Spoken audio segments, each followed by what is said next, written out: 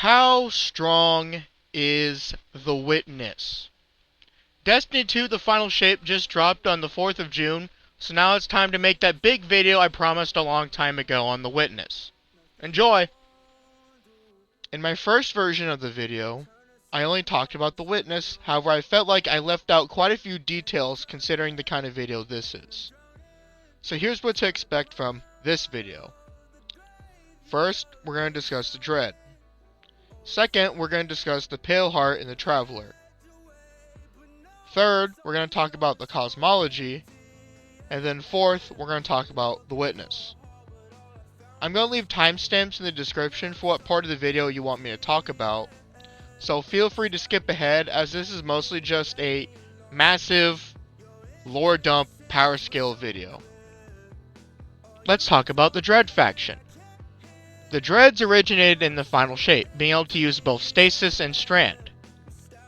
However, the first two prototypes to the faction as a whole were Rolk and then made from his DNA, when reshaped, Nezarec. These two were the first of their kind. Rolk and Nezarec were created using darkness. The Dread faction and Final Shape were created using both the light and dark. The Husk is something like the Hive. You kill them and the worm comes out. They like slicing you with melee attacks using their arms. The Grim. They fly around, they're fast, they have arm blasters, they're small, and they scream at you, which does the same thing as suppressing you. The Harbinger and the Weaver. The Harbinger is the impossible to kill commander, and the Weaver is really small and will hit you with pot shots, and both will suspend you using Strand, and it is very annoying. The Omen and the Attendant. The same exact description applies for these two as you would apply to the Harbinger and Weaver. However, they use stasis, and you have to stay out of the way, or you'll be frozen and killed. The Tormentor from Lightfall doesn't have a trailer, so I'll use gameplay of the new strike instead. The Tormentor is a very bulky enemy that has to be killed using crit weapons. They move incredibly slow until you shoot both of their shoulders, then they move really fast. Although they have a problem with targeting you when you're on separate elevations. So staying on high structures or low structures is the best way to counter them.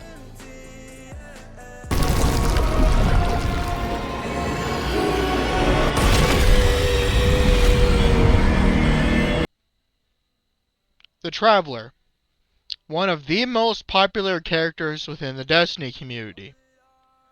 However, the Traveler has almost zero coverage within the power scaling community. Simply put, it's misunderstood. Within Final Shape, we learn a lot about the Traveler, and I mean a huge amount of lore. So, to keep it simple, the Traveler passively evolves. It gets stronger and stronger and stronger and more potent and potent and potent along the way. However, at certain points, it spikes. The Final Shape is a perfect example of this. The Traveler then evolves from a mere being of light to now a being of both light and dark. The Traveler breaks the line completely between light and dark. When you equip Prismatic in the subclass menu, you see the symbol of the Traveler and then you see the class symbol in front of the Traveler. This is to show you that the Traveler was the one to give you the Prismatic subclass. This means the Traveler itself also wields the Prismatic energy. The Traveler would completely and utterly one-shot itself from Lightfall. And we're talking beyond the level of mere power increases, we're talking on the level of the Traveler has completely transcended what it was before. The Witness had to empower the Traveler with darkness while infecting it, so that it could then use that power for itself to instill the Final Shape. That is why the Traveler is the other strongest character in Destiny besides the Witness. It's unclear if the Guardian scales to the Traveler, or if the Traveler scales above the Guardian. All we know is the Witness got far stronger when using the power of the Traveler. so I'd probably lean on the side of the traveler scaling above the main character, or at the very least, them being relative within the same realm of power.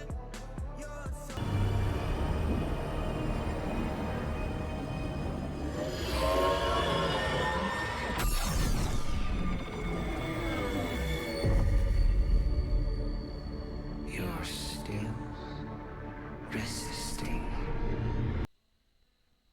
I'm already working on a cosmology video that's separate from this one, so I'll be brief and streamline it to get to the point. Destiny's cosmology is divided into a few parts. You have the physical universe, the ley lines, the ascendant plane, the various structures from the Vex cosmology, the Vex network, the VexNet, the Black Garden, the Original Garden, Nine Space, the Realm of the Nine, and the Pale Heart. In order to avoid overloading you with information and possible red herrings, we're going to focus on the physical universe, the ascendant plane, and the Pale Heart, and leave the rest for the cosmology video. Before I begin, let's set a quick parameter. The majority of my current viewers are newcomers, so I'm going to assume you're from the anime community or you're getting into power scaling in general.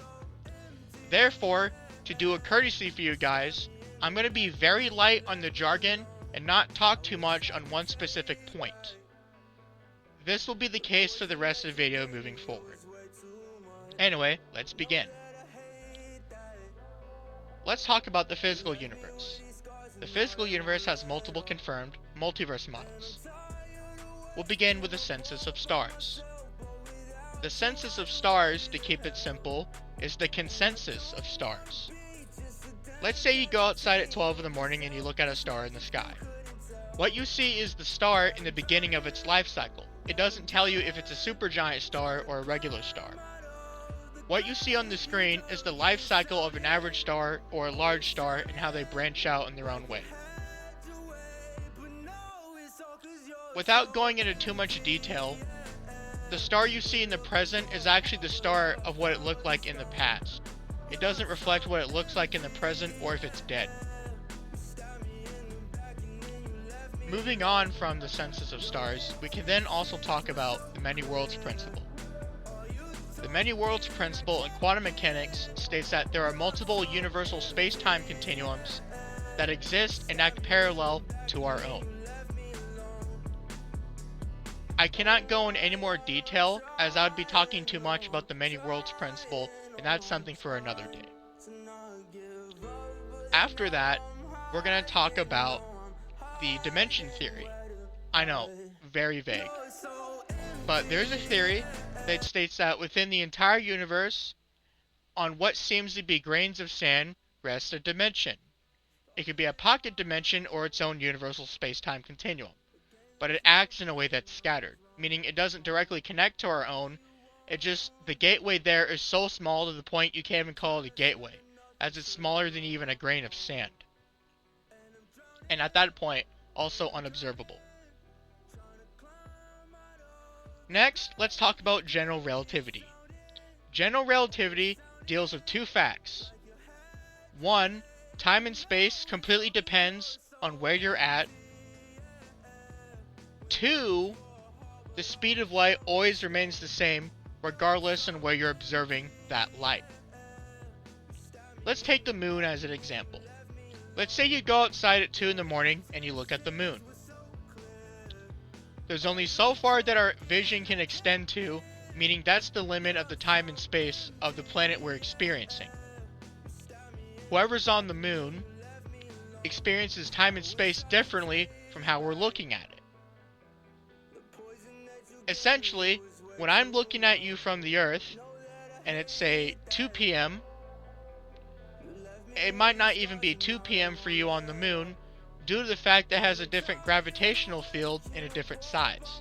And it's far away enough from Earth to where the time and space of the Earth wouldn't connect to the time and space of the moon. Basically, even though the Earth and the moon are close to each other, they're not close enough for the same observers to look at time and space in the same context. Basically, even if you're farsighted or nearsighted, it doesn't matter because there's only so far you can look at away from yourself. It's all based on the observer. Now, let's move on from general relativity and talk about the Vex cosmos. At least parts of it. There are multiple parts of the Vex cosmos we look at. But one thing they always have in common is there's an idea engine at the center of a planet, and it serves a different function, depending on the sect of Vex and what their objective is. The Vault of Glass deals with time and space and how time is understood. The Infinite Forest deals with ideas and how those ideas are conceived and how they look at the present, the past, and the future. Lastly, let's talk about the Pyramidion. I bring up the Pyramidion a lot on the channel because people like to downplay Destiny due to the fact that they don't understand the cosmos, which, to be fair, it's a lot to go through, and there's no specific timeline for you to look at in-game, so not a whole lot of people know about the Pyramidion, especially because it's vaulted. But to keep it simple, there are multiple Pyramidions. We know about at least 2 of them. The Pyramidion lore comes from 2 strikes. The Pyramidion Strike and the Festering Core. The Pyramidion Strike talks about how someone named Brachian manipulates infinite dimensions, and they're stated verbatim to be Hilbert spaces. For reference, a Hilbert space deals with an infinite amount of dimensions of space and an infinite amount of dimensions of time. It's going beyond a mere multiverse where you're thinking of an infinite amount of universes. Like say Dragon Ball, but if it went even further than that. We're talking about something beyond the scope of even a complex multiverse model. We are literally talking about infinite spatial temporal dimensions. It gets even worse too. The second strike I brought up, the Festering Core, is where we go into the other Pyramidion, and then it's discussed how there are multiple Pyramidions, but they all share the same interior once you go deep enough into it. Basically, there's the gateway, and then each gateway goes into the same basement.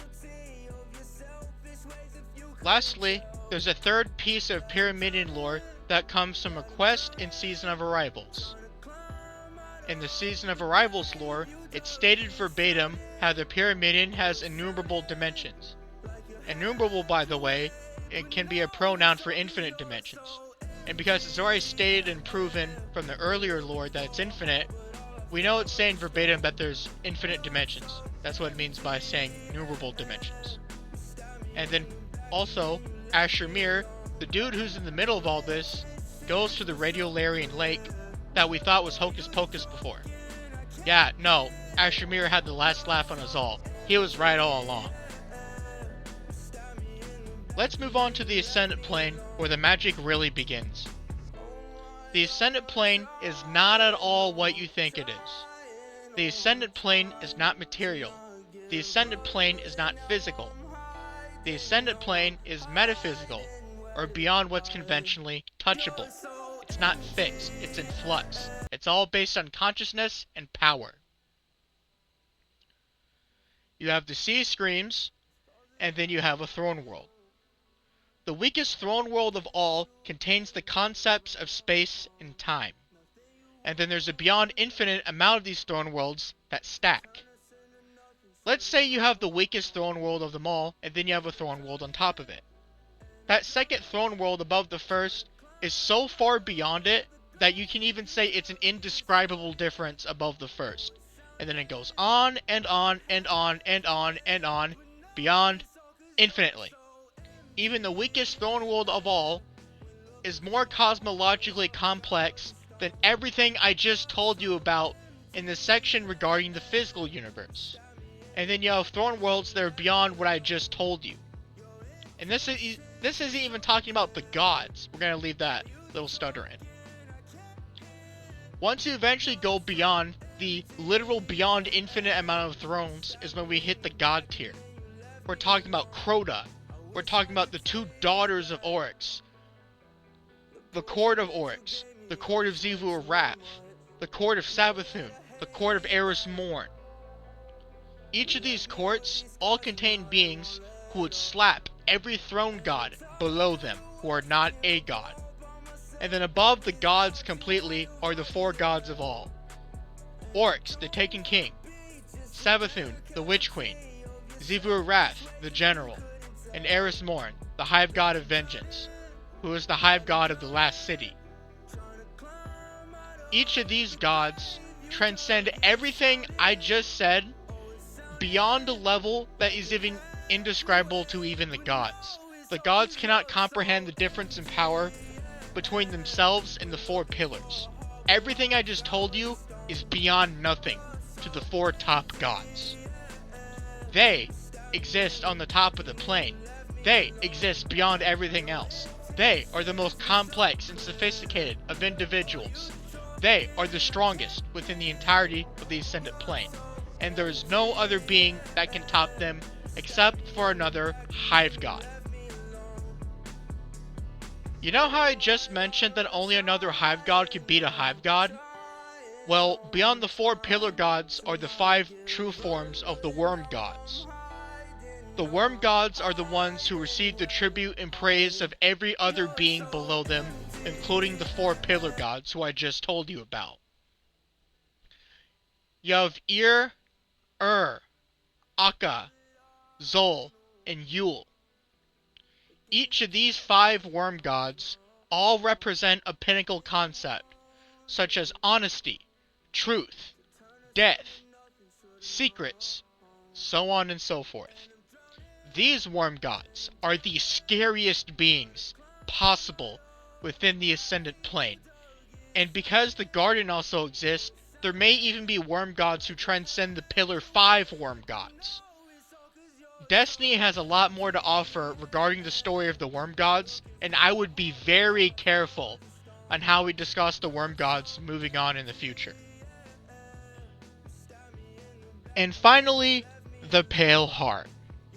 The Pale Heart is a dimension within the Traveler. It is a dimension of memory. The Pale Heart is beyond the entire cosmology. Everything I just told you about. But hey, that still sounds a little vague. Can you give a description? Sure. When the dawn of the Big Bang happened, as in the entire cosmos included, first came the Traveler and the Veil. The Traveler and the Veil came before all other things. The Traveler in the Veil transcends all other things.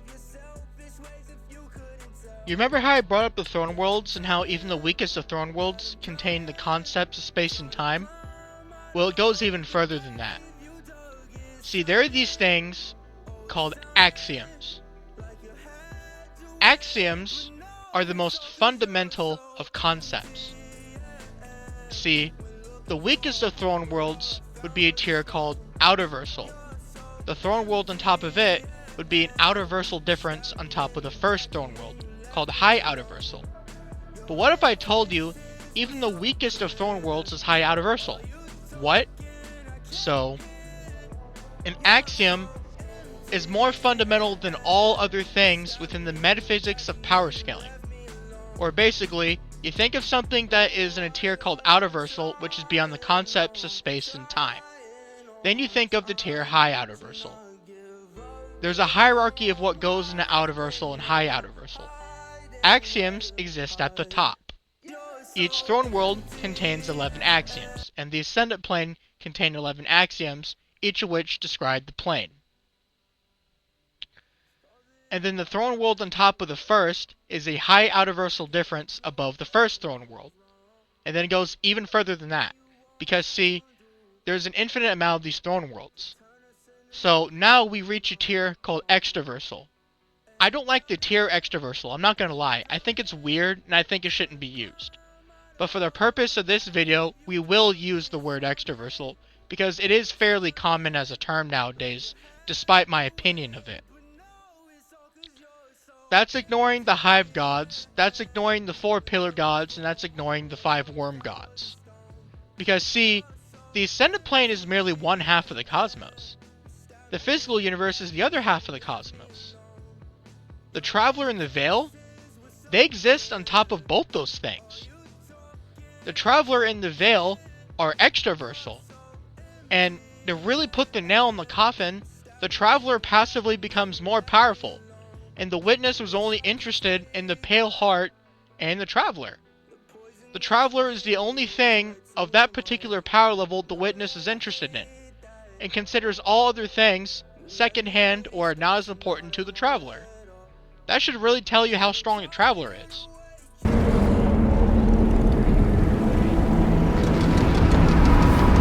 And now, we would have you join us, Commander. And now for today's subject, the Witness. How strong is the Witness?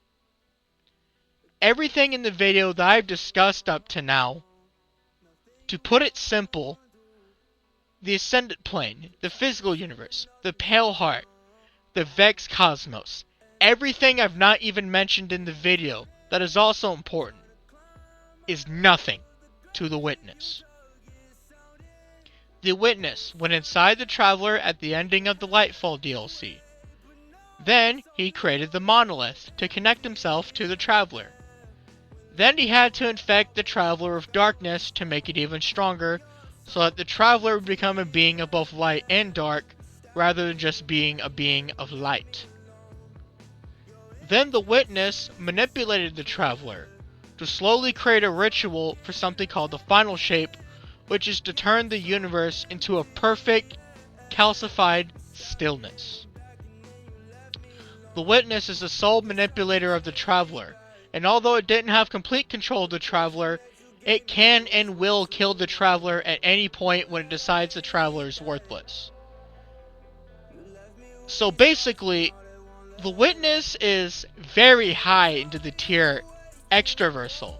Ignoring extraversal, it is very, very high into the tier high outerversal.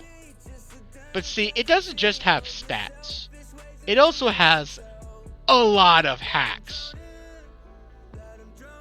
We're talking adaptation, aggressive power growth, multiple levels of invulnerability, multiple forms of magic, multiple rituals it could use, multiple projectile attacks, teleportation, the mastery of all aspects of Strand, the mastery of all aspects of Stasis, all known darkness powers, and probably unknown darkness powers. Remember, the Witness was created using the Veil, so it knows all things about darkness and it knows all things about the light, even if it's not the same level of capability as, say, the Guardian when they unlock Prismatic. To say the Witness is hacksy is pretty much underselling it. We're talking the haxiest character in Destiny history, the strongest character in Destiny history. There is no character in Destiny that even compares to the Witness until the Final Shape DLC. The Witness literally solos the entire verse up until 2024, the Final Shape release DLC. That's right. Every Disciple, every Guardian, every Ahamkara, every Worm God, every Vex, everything you could think of in Destiny is all nothing to the Witness in both stats and hacks. And going even further than that, we know the Witness is top 5 or top 3 in IQ. So to pair with that, he has a very dangerous intellect, and his intelligence is beyond measurable, as due to the Veil. As I said before, it knows all things about darkness and all things about light. It understands and comprehends the entire cosmology. It understands that the universe it's in, there's multiple universes. In fact, an infinite amount of universes beyond what we just discussed within the scope of the video. It understands the Guardian. It understands the Guarded Urn. It understands the Winnower. It understands all those things and comprehends all those things, just as easily as you would comprehend the phone in your hand or the computer in front of you listening to this video. And remember, this is the Witness's base form that does all this. there's one more thing that I kept from you guys. Let's say you capped power scaling at extraversal. At the very top of extraversal, there exists a level called Ontology. Ontology, along with a couple other things, is the very foundational basis of the Outerverse and up meta. You cannot have Outerversal, High Outerversal, or Extraversal without the existence of Ontology. Anything you can think of that could measure pales in comparison to Ontology. We're talking at the very highest level imaginable of scaling. We're talking at the true law of identity. Not just a law of identity relative to the third or fourth dimension. No. We're talking the highest level of scaling possible. The very truest of the law of identity. Ontology scales there. And the witness, in his base form, is a physically ontological being. In fiction, there is maybe 500 characters, or far less, that are in that tier of law of identity and ontology. And the witness in his base form alone is already very high into that list of 500 or less characters. Again, for his base form. Vanguard Command, we're closing in on the witness now. This is it. We are the first knife. We are the edge that carved purpose into being. Your resistance will be remembered within the shadow of the Black Fleet. And finally, the question we've all been asking since the drop of Final Shape. The one thing we've been anticipating for the last 7 to 8 months. How strong is the witness's true form? Surprisingly, that is a lot easier to answer than his base form, and here's why. In the Salvation's Edge raid, the first boss in the second encounter, the Herald of Finality. See, the Witness redid the entire raid boss meta when they revived and amplified a lot of the raid bosses. So let me put it to you this way. You put every raid boss together in Destiny 2, and then you throw them up against the Herald of Finality in the Final Shape raid. The Herald of Finality would just bolo. Straight up bolo. And the Herald of Finality is nothing to a base true form witness. Beyond trash tier to his true form. And this is every raid boss in the game. If you threw him up against this guy, this dude would get clapped by the witness. The witness in his base form alone, without even going into base true form, would clap every raid boss. No diff. So then you throw on his true form, and then you throw on his amp all the way on top of that. When he's connected to the Traveler, oh boy. Oh boy, there is... To put it simply, the Witness is top 3 within Destiny. Just straight up top 3. Right under his father, the Winnower. Yeah, that's right. He's right under the Winnower right now. Later on in the future, he may or may not get power creeped. But as of right now, as of July 2024, the Witness is top 3 or top 2 in Destiny power scaling.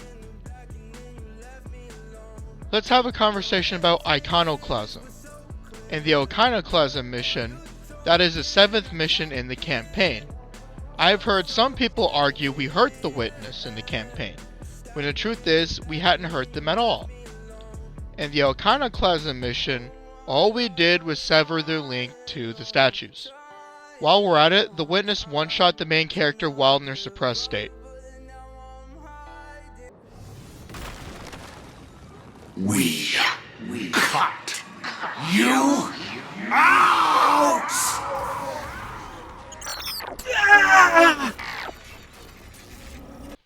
But wait, he's a raid boss, so we DPS him.